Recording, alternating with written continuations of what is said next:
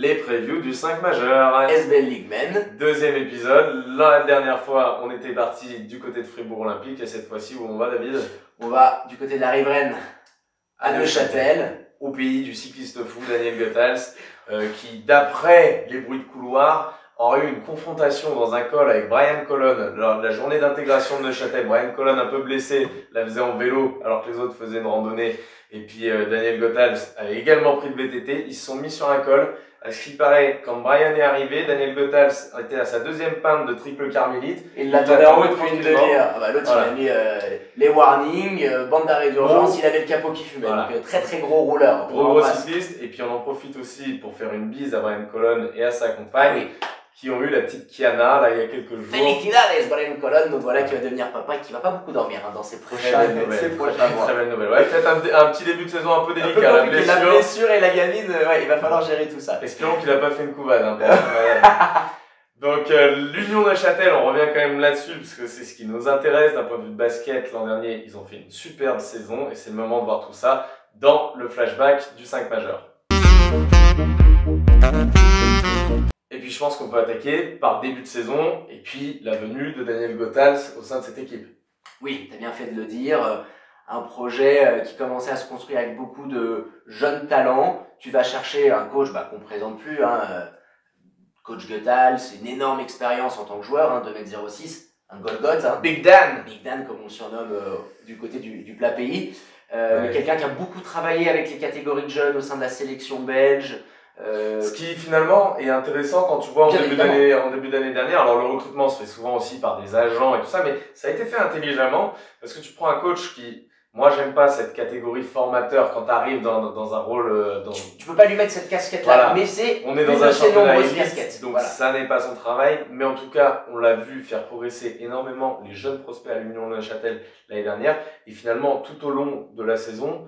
Tu peux nous en parler un petit peu, tout au long de la saison, tu as vu cette progression, ce fil rouge dans le jeu de l'Union Neuchâtel qui était sympa à avoir joué. Ah bah oui, en plus, on peut le dire assez fièrement, on l'a vu venir, cette hype de l'Union Neuchâtel. Alors que pas beaucoup y croyaient.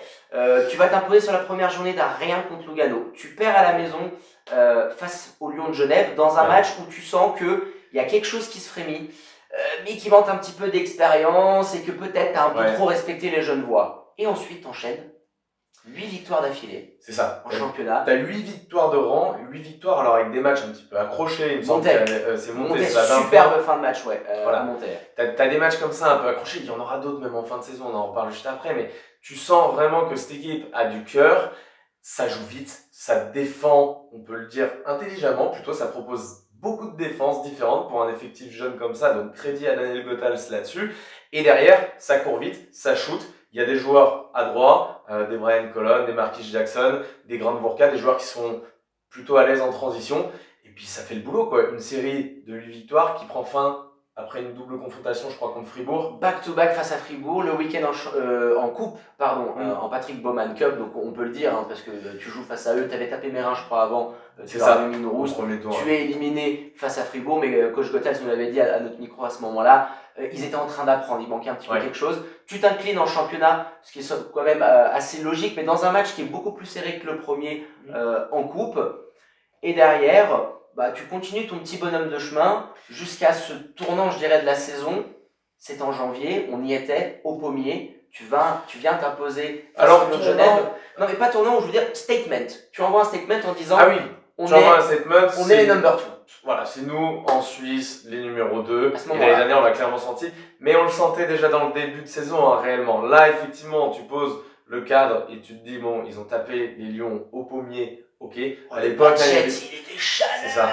Il leur avait fait la chanson dans tous les sens, en do, en ré majeur. C'est ça. Il avait fait transpirer Matt Fatal, on s'en rappelle. Mais effectivement, donc, tu as ce cadre qui est posé. On a tapé les Lions.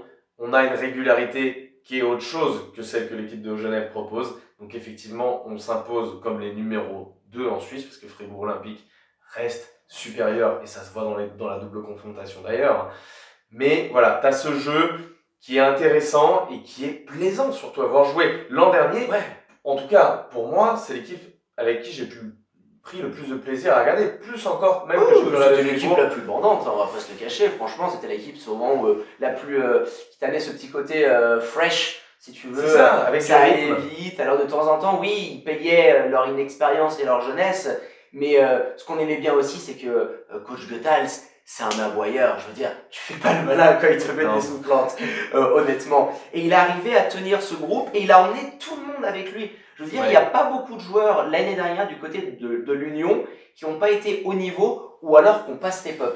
Tu n'as pas vraiment eu de déception. Il est vraiment arrivé à tirer la pleine substance, la quintessence de son groupe. Et c'est vraiment un mérite à lui. Parce qu'on peut le dire, il a été d'ailleurs élu Coach of the Year au LCM Awards, très fier d'ailleurs, il l'avait partagé, mais assez logique compte tenu du travail qu'il a pu effectuer, notamment en championnat. Finalement, oui, Daniel Goethals, évidemment, on doit être crédité de cette réussite l'an dernier sur un projet qui avait commencé, on l'avait dit, 1 an auparavant, en début de saison finalement. Alors, dans l'effectif, tu avais vu des joueurs rester qui étaient déjà là il y a 2 ans, mais c'est quelque chose de nouveau. Tu changes quand même ta façon de jouer, tu changes ta façon de communiquer aussi. C'est quelqu'un qui a beaucoup communiqué tactiquement après les matchs.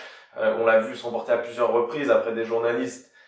Oh oui, au pommier. Qui viennent elle était magnifique cette course de presse. No offense à ces journalistes-là, il faut venir et évidemment il faut couvrir le basket suisse, mais avec des conférences de presse un petit peu, en fonction de si t'as gagné ou si t'as perdu. C'était lunaire, sans vraiment cohérence. Ils disaient, vous êtes tous en train de me jeter des fleurs il y a 3 mois.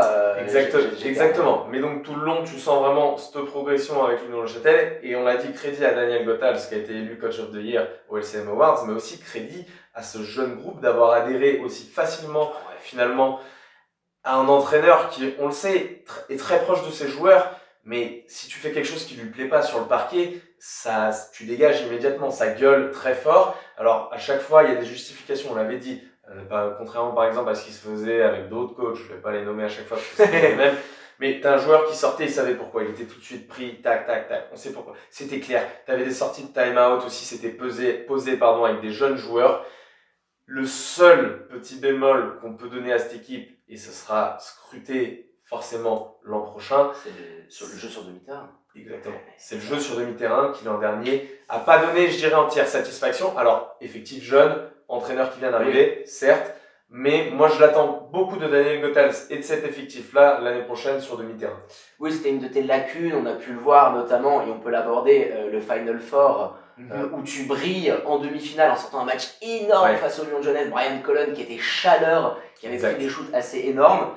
Qui s'était pété à un moment donné sur une réception assez dure, et puis en plus il sortait d'une grippe, il avait perdu 7 kilos, il s'était donné à fond, et en finale, tu vas titiller Fribourg Olympique, mais tu payes le fait qu'en face, il y avait des Pollard et des Darksen qui avaient pris les choses en main. Exactement. Mais tu sentais que sur le demi-terrain, Fribourg, quand les minutes elles ont commencé à se resserrer avec l'expérience de la Coupe d'Europe, ils ont ralenti le jeu, et que sur demi-terrain, sur la fin de match, sur le moment, il faut les poser sur la table, carrément. L'Union est en difficulté. Il manquait un petit peu de... quand même des joueurs comme Marquis Jackson, comme Brian Colon, qui sont capables de faire ça, comme James Padgett aussi, qui a joué énormément de seconde chance l'année dernière, a quand même ce type de joueur. Mais effectivement, sur demi-terrain, c'est pas en place de la même manière que ça peut l'être du côté de Fribourg. Et c'est pour ça qu'on l'a dit, numéro 2, on verra ce que ça va donner l'an prochain. Il y a eu beaucoup de mouvements cet été et c'est le moment d'en parler dans le Swiss Market. Alors, comme vous le voyez dans le tableau, la colonne tout à gauche, celle des arrivées. On a les arrivées de Vernon Taylor, Griffin Kinney, Daniel Giddens, Markel Humphrey pour les Américains. Markel Humphrey tout fraîchement débarqué de Vevey Rivera, avec qui il n'aura pas joué finalement. C'est ça. Noé Anabir qui vient de monter et qui avait donné de très grosses garanties et de la satisfaction à coach Pembele l'an dernier. Donc là aussi ça va être intéressant. Je pense qu'on peut attaquer par le gros poisson qu'ils sont allés chercher du côté de Groningen l'an dernier, Vernon Taylor Jr., qui est un poste 2, qui est un combo garde moderne et qui est un sacré petit joueur. Un sacré petit joueur, très grosse expérience. Il a bourlingué dans plein de pays en Europe, Finlande, Bulgarie, Belgique, qui a une expérience en Coupe d'Europe. Ça c'est rare, ça faisait longtemps que du côté de Neuchâtel, t'avais pas un mec qui avait écumé autant de minutes sur les parquets européens, Europe Cup et Champions League. Et d'ailleurs, il doit avoir une pointe à 27-28 points en Champions League. Ouais, je sais plus si c'est en Champions League, mais il a c'est en BCL, mais c'est 27 ou 28 points. Donc ça te place quand même un petit peu le curseur et le bonhomme. Donc il va t'amener beaucoup de scoring, une expérience, parce que tu le disais, 33 ans. Tu as perdu du monde, mais là je pense que sur ce poste-là, tu te renforces avec un mec encore au-dessus. Disons que par rapport à Marquis Jackson, je ne suis pas sûr que ce soit en dessous, effectivement. Je pense même que... Alors, à vérifier, attention, comment ça va se passer au niveau de la santé. C'est un joueur les blessures, qui a l'habitude de rater quelques matchs. Donc, quand il est là et quand il est en forme, en tout cas, c'est un très très gros poisson, capable dans les 1 contre 1 d'être diabolique, capable de se créer ses shoots, un peu comme le faisait aussi Marquis l'an dernier, parce que Marquis était le joueur finalement avec Brian. James Padgett était celui qui avait le plus flambé au scoring, mais c'était finalement ces deux joueurs-là qui t'apportaient dans les moments importants le fait de se pouvoir créer un shoot, etc. Le pick and roll, c'est lui qui prenait le ballon dans les mains. Il vient clairement pour ça. Ah bah oui, il vient dans un rôle, alors peut-être avec un petit peu moins de création qu'à Marquis Jackson, mais peut-être un peu plus de cornège dans les moments où il faut les poser, où il faut aller marquer, chercher ses fautes.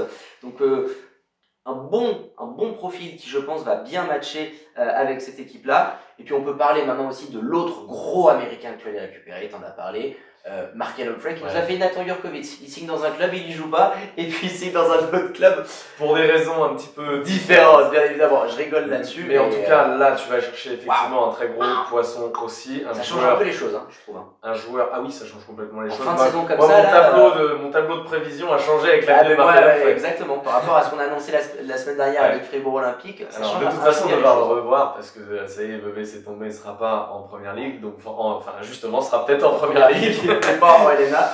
Donc le tableau sera modifié. En tout cas, Markel Humphrey t'apporte un plafond complètement rehaussé. T'as, on peut le dire comme on dit aux États-Unis, un Big Three qui se dessine avec Markel, Brian Colon, Vernon Taylor. Très intéressant. Markel qui a l'habitude de notre championnat en plus, passé par Monté, passé par Genève, qui a écumé aussi pas mal de parquets européens quand même, et qui avait envie de s'installer sur la durée en Suisse, un contrat signé sur le long terme pour 2 ans, et ça a son importance. Et oui, il aime vivre ici, on voyait souvent sa femme au bord du terrain, puis c'est un mec exemplaire, capitaine, qui vit bien dans un vestiaire, respecté partout, puis il te fait tout sur le terrain. L'année dernière, pas dans le marasme genevois, mais c'était quand même le meilleur élément, je trouve, même devant Marquis Addison. Oui. Il t'amène une intelligence de jeu, c'est un 3&D, ça défend l'acier, il est versatile parce que tu peux le mettre sur le poste 3 ou sur le poste 4, il prend ses responsabilités dans les moments importants, et à 3 points, l'année dernière, si je me trompe pas, c'est le meilleur shooter de Helena. Je crois qu'il termine 2e sur les deux. Voilà, ça doit jouer à rien avec Addison, mais c'est un très gros shooter, au-dessus des 40%. Donc c'est peut-être aussi quelque chose, une arme que Daniel Goethals va pouvoir utiliser, je pense, et va se régaler avec, d'avoir un profil comme ça, qui te tombe un peu du ciel parce que tu l'avais pas vraiment vu dans ton recrutement, et là, pouf, tu récupères Markel Humphrey qui avait la tête levée, je dis, et puis qu'est-ce qu'il y a un Humphrey qui tombe merci toi. Bah tiens, ça fait tout drôle. Non mais c'est une excellente nouvelle, on l'a dit, un plafond rehaussé. À côté de ça, ils ont fait venir, on en parle aussi, 2 jeunes américains. Le plus jeune d'entre eux, c'est Daniel Giddens qui vient de Vermont University, qui est un joueur très très grand, qui fait 2m11. Qui est très intéressant, très vertical, on va dire. Alors, il y a des choses, il y a beaucoup de défauts à gommer. On espère que ça va être possible avec Daniel Goethals. Dans ce que nous, on a scouté, dans les matchs qu'on a vus, et on s'en est fait pas mal, il y a des défauts à gommer. Attention, dans les placements, sur pick and roll, c'est pas mal. C'est un joueur qui peut dunker, c'est un joueur qui peut dominer. Daniel Goethals aime ça. Il l'avait l'an dernier avec James Padgett. Là aussi, c'est un profil, alors peut-être un peu moins de talent immédiat, mais c'est un profil qui va pouvoir dominer, qui va pouvoir se faire lancer en les hoops et puis envoyer des belles highlights l'an prochain, quoi. Physiquement, c'est une machine. C'est une bête. Voilà, c'est intéressant. Il recrute également Griffin Kinney, on en parle aussi, qui l'an dernier avait commencé du côté de la Belgique, qui a joué 2 matchs, il me semble, et qui avec les Kangaroos, là, et qui a, avec coach Paul, qu'on a vu au téléphone, qui nous avait un petit peu expliqué l'aventure, parti du côté du Luxembourg, où il a eu des stats monstrueuses, mais dans une ligue Luxembourg, qui est dépourvu de talent. Et surtout, j'ai envie de dire, alors, c'est pas un vrai poste 5, c'est un 4-5, mais surtout, j'ai envie de dire, dans une ligue au Luxembourg, pour avoir des postes 5, des vrais postes 5 aujourd'hui, ça coûte cher. Et au Luxembourg, il n'y avait pas en face. Voilà, il était très dominant. Ça va être peut-être un peu différent ici. Quel va être son rôle? C'est un profil différent de Giddens, qui est beaucoup plus mobile, un joueur avec un peu plus de QI.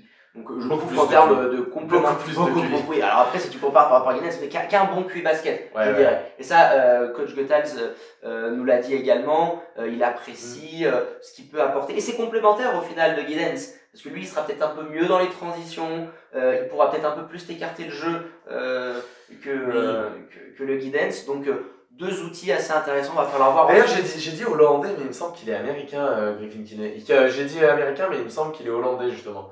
Il faudra vérifier. On la coupera pas en montage, voilà, il nous excusera. Non, il nous en voudra pas. Mais ouais, il comprend pas ce qu'on dit.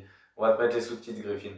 Mais voilà, je crois qu'il est hollandais, il me semble, et on va voir un petit peu ce que ça va donner. Ces deux profils, on a beaucoup moins de certitude, forcément, on connaît beaucoup moins les joueurs. On peut finir avec leur contrat aussi, mon Flo, parce que les deux viennent avec des contrats, je crois, avec des clauses. 1+1. Avec des 1+1. Ah oui, ils ont des clauses exactement au bout de 3 mois, etc. Ça peut être waivable si jamais c'est pas intéressant. T'es jamais à l'abri d'une Samir Selic l'année dernière. Tu peux arriver à un rookie qui arrive, t'as des ambitions et tu te rends compte que ça marche pas. Donc, on n'est jamais à l'abri. Je pense que Giddens, ça pourrait le faire. À voir après, s'il n'y a pas d'autres offres qui Alors après, on avait un petit peu à l'époque critiqué ce choix de la direction des Lions de Genève, mais qui avait, en tout cas selon moi, de par ses expériences en Suède, etc., un profil beaucoup moins formateur que Daniel Goethals. C'est des coachs chocs. Et c'est pas la même. Quand tu ramènes un rookie, il faut avoir quelqu'un pour le développer. Je pense qu'à Neuchâtel, il est peut-être dans une meilleure position que ne l'était Seic à Genève. On verra, l'avenir nous le dira. Et il y a un dernier joueur encore du point de vue des signatures, c'est Noël Nabir. Le Suisse, et là, ouais, on peut en parler parce que. Et là, tu fais un gros coup, parce que l'an dernier à monter, il a été très intéressant. Ce joueur, il est en pleine progression. Il est massif. On l'a vu cet été là. Il est massif. Il a gonflé. Il a un potentiel athlétique qui est assez énorme. Donc si au c'est à cause de lui que je me suis allé m'inscrire à la salle. Au CrossFit direct. Non mais il est massif et surtout il est intéressant dans son jeu. Il peut, et c'est rare chez les Suisses, il peut couvrir beaucoup de postes, que ce soit en défense ou en attaque. On peut le voir jouer 3, je pense qu'on peut le voir. On peut le voir jouer 4, on peut le voir jouer 5 aussi. Ouais, dans un small ball. C'est un joueur qui va être très intéressant et qui, s'il continue la progression qu'on l'a vu entreprendre l'an dernier, peut s'imposer complètement dans ce 5 de départ et puis dans cette équipe de Neuchâtel et être un joueur très important derrière un peu ce Big 3 qu'on a donné, qui peut être bien plus qu'un role player, qui peut être un vrai mec qui a un apport sur le banc, quand les titulaires par moment sortent, qui peut avoir des responsabilités. Oui, il va être responsabilisé, potentiellement un talent pour intégrer à terme l'équipe nationale. Et puis, ce qui transpire de Noé Nabir, parce qu'on l'apprécie, parce qu'on apprécie le personnage, qui est aussi conscient de ses défauts, de ce qu'il doit travailler, qui n'a pas le boulard, qui a eu aussi un vécu américain. Donc, je veux dire, il a une culture aussi du basket qui l'a marqué, de l'effort. C'est un autre monde, les States. Et je pense qu'il a baigné là-dedans. Avec Patrick Pembele, il nous le disait, c'est quelqu'un qui est à l'écoute, qui accepte la critique, qui progresse et qui fait l'éponge. Et avec un mec comme Daniel Goethals, écoute, ça marche avec Pembele, le gamin intelligent, il y a un bon coach, le potentiel est là, mon petit loup. Viens là, mon petit loup, va voir. Je vais t'expliquer comment ça se passe. Donc il doit progresser au rebond, mais je pense qu'il le fera, il va s'épaissir physiquement, il va gagner en QI, il aura des joueurs d'un autre calibre à côté de lui. Donc, il signe un contrat à long terme aussi, également. Encore une fois, c'est important. Alors, s'il y a des offres et qu'il fait une année où il explose et que l'année prochaine, jamais à l'abri, mais je pense qu'il sera libéré. Mais il s'inscrit dans cette politique-là. Et puis, s'inscrivent aussi dans cette politique les joueurs qui sont restés ou les joueurs qui ont prolongé leur contrat. Je vous remets le petit tableau. Ils avaient attaqué par la prolongation de Brian Colon. Alors, prolongé 3 mois avant, annoncé 3 mois après. On l'avait annoncé 3 mois en avance, finalement. On s'est un petit peu demandé ce qui se passait, mais bon, prolongation de Brian Colon. Derrière, ils avaient prolongé 4 jeunes en même temps. On en parlera. Johan Grandvoorka, Selim Fofana, Kylian Martin et Elliot Kubler. Et puis, Vigdon Memechi, Henri Chocoté, et le dernier, je te laisse le prononcer, parce qu'il vient de chez toi. Jouant Caput, les petits jeunes qui vont venir compléter cet effectif-là. Voilà, donc on peut attaquer, je pense, par celui qui était l'an dernier deuxième des votes du MVP suisse, il l'a encore bien ici. Et puis, MIP, surtout au LCM Awards, Brian Colon, Heredia Colon, qui avait connu une progression assez folle et qui nous a fait une saison l'an dernier. Alors, quand je vois sa fin de saison par rapport à son début de saison, je me dis, forcément, il va continuer de progresser. On verra, on aura des réponses assez rapidement. ou pas. On sait qu'il y a des événements qui ont pu un petit peu perturber sa préparation quand même. Ah bah oui, il a été blessé, du coup une opération chirurgicale, une récupération qu'on vous invite d'ailleurs à regarder. Il y a une petite mini-série avec l'hôpital de la Tour qui l'a suivi. Papa, on l'a dit récemment, donc c'est beaucoup de choses qui vont changer dans ta vie. Physiquement, il a eu un match de prépa seulement. Dans quelles conditions physiques il va arriver? Prendre le train en cours de route, c'est toujours un peu compliqué, mais il est là le bonhomme.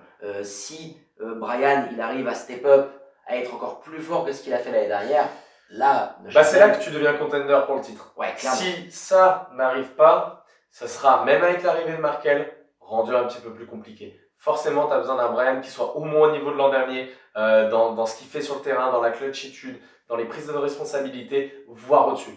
Ça, pour Brian, on en est sûr et certain. Et puis derrière, on l'avait dit, il y avait 4 jeunes qui avaient prolongé un petit peu en même temps. Johan Grandvoorka, Selim Fofana, Kylian Martin et Elliot Kubler.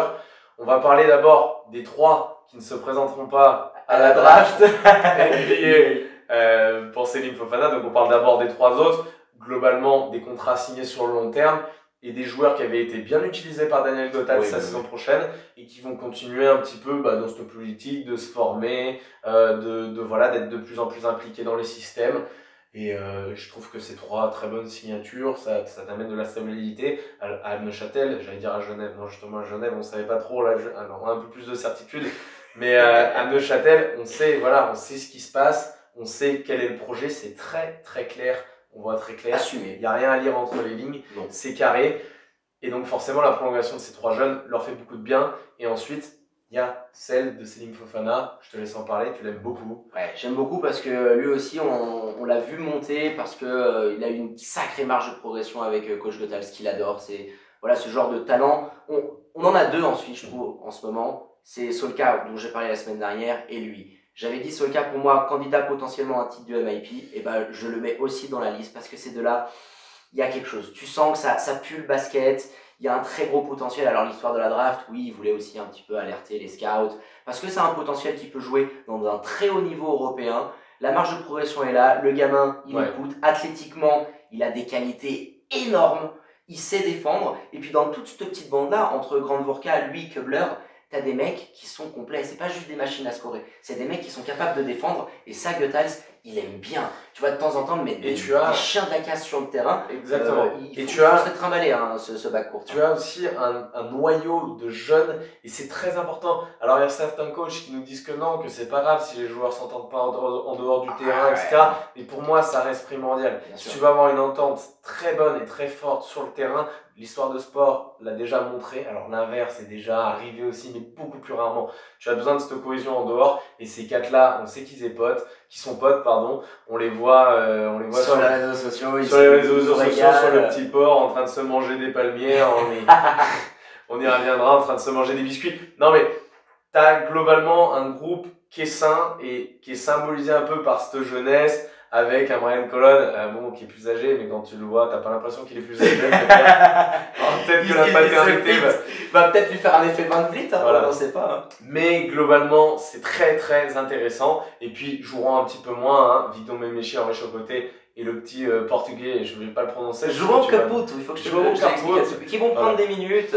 Victor Memechi, un profil... On verra comment ça se passe pour eux. Victor Memechi, c'est un mec à 2m13. Ils ont déjà un profil comme ça avec Giddens. Donc je pense que ce sera un petit peu compliqué pour eux. On en a fini pour les prolongations et les joueurs qui étaient là l'an dernier et qui sont restés sous contrat. Je vous remets le tableau. C'est finalement tes 4 Américains qui voilà, c'est ça. Avec Doe Morris, vous le voyez, James Padgett, Isaiah Williams et Marquis Jackson. Alors Isaiah Williams, on commence par lui, qui avait re-signé. Qui devait de nouveau jouer l'an prochain. Alors ça t'a permis de faire marquer Humphrey, c'est quand même... C'est quand même pas mal, mais c'était ton capitaine. Mais c'était ton capitaine, il était très important dans le vestiaire. Mais ça, Markel Humphrey, si t'avais mis un mec un petit peu une pomme pourrie et tout, je dirais ok. Mais Markel Humphrey, bon, mis à part que je trouve que son addiction aux jeux vidéo, là, il est tout le temps en train, le mec, de publier, c'est un truc de malade. On le suit sur le PSN, alors putain, le mec, il enchaîne. Le mec charbonne.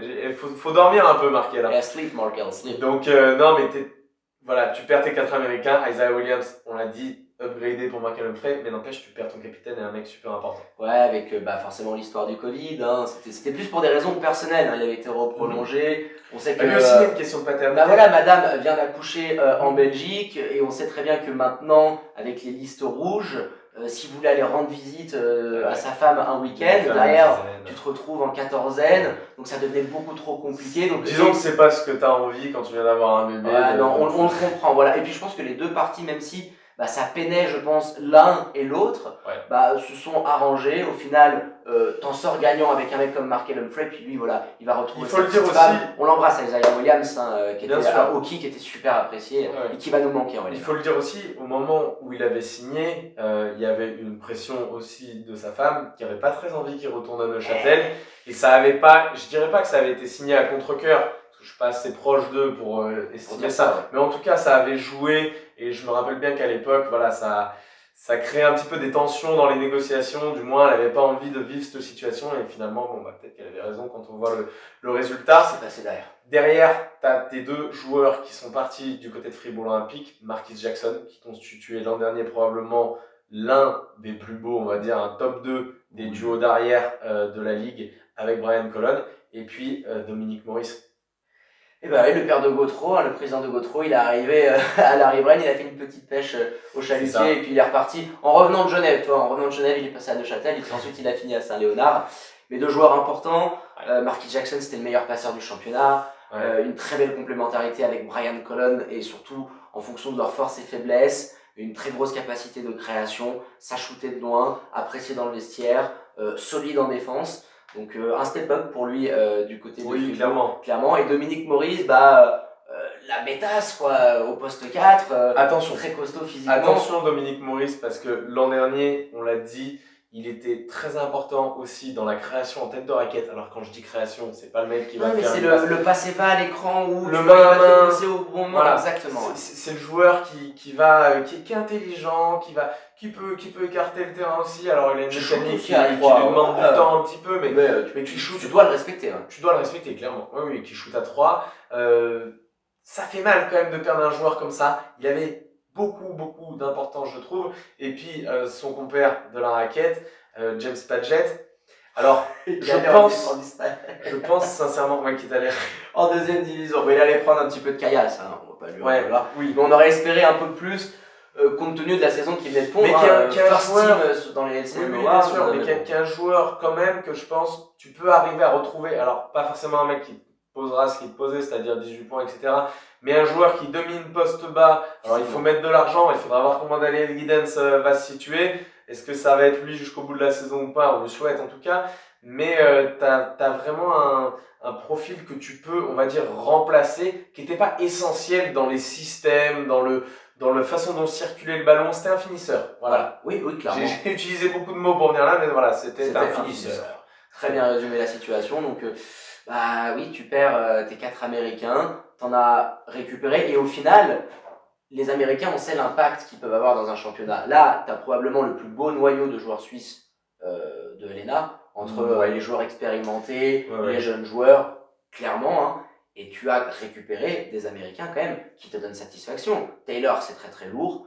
Humphrey, on présente plus. Derrière, tu as 2 rookies, 2 jeunes joueurs, tu vas voir ce que ça donne dans la peinture. Donc, beaucoup de pertes et de départs, mais j'ai l'impression quand même que dans ce mercato, sur tes Américains, tu es passé à un niveau dessus. Exactement, et surtout, dans ta façon de jouer dès le début des matchs, tu vas avoir beaucoup de changements parce que tu avais beaucoup de joueurs qui étaient titulaires l'an dernier, et c'est le moment de voir tout ça dans le 5 majeur.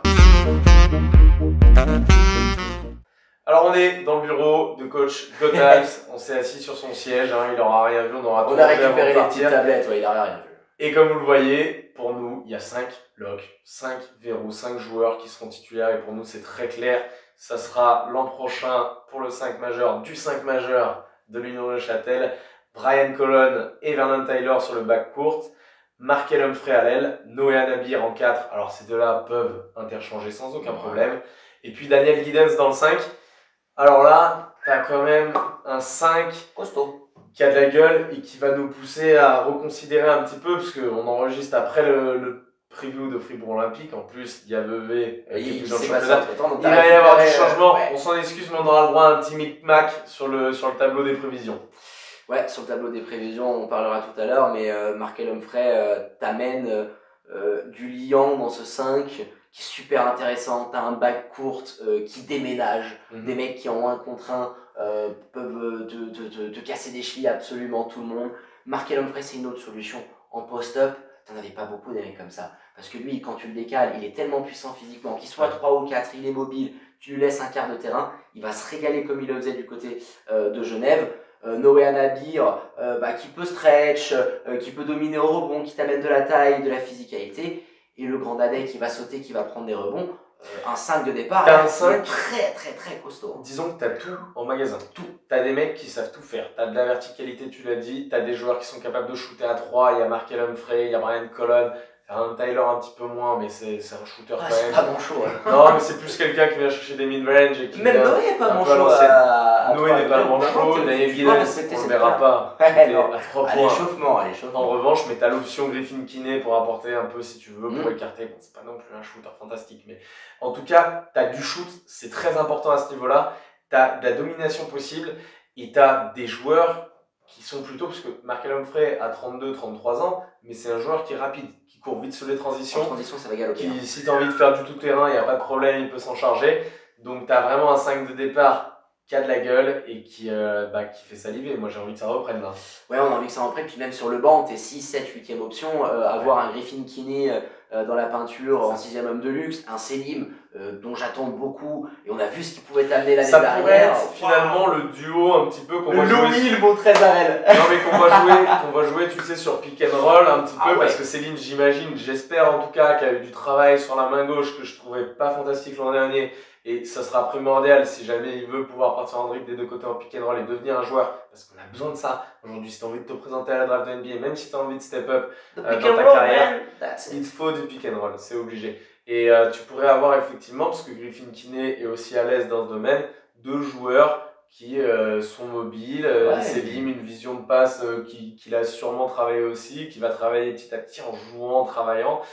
Et puis voilà, ça peut te faire un duo, disons, qui te fait un apport d'une 15aine de points en sortie de banc. Moi, j'y crois. Facile, je pense. Et puis, moi, j'attends une grosse explosion de Fofana, je me répète un peu, mais tu vas avoir des belles options, de la défense qui peut arriver. Il peut tout changer, je veux dire, s'il faut casser l'équipe en face, par exemple, tu joues Massagno qui, sur certains postes, va avoir du mal, tu vas peut-être privilégier certains postes, certains feux follets. Et puis, si au bout d'un moment. Là, Massagno, sur certains postes, ils vont avoir des match-ups, ils vont avoir du mal. Je sais pas, à l'inverse, imaginons, allez, je me comprends pas Damien Mac, tu joues Genève et tu prends des banderies dans tous les sens. Tu peux peut-être aussi pendant un moment sortir un Brian Colon, mettre un Fofana, un Grand Vorka, un Humphrey, un Nabir, et là tu te retrouves avec 4 mecs qui te défoncent une attaque, je veux dire, qui sont capables de te protéger ta ligne à 3 points, de switcher. Il a plein de trucs en magasin, Daniel Goethals. Dans la défense qu'il peut proposer, alors même s'il y a des erreurs avec la jeunesse, dans la défense qu'il peut proposer, dans les switches qu'il peut proposer, il a un effectif qui est hyper intéressant parce qu'il y a des joueurs qui sont capables.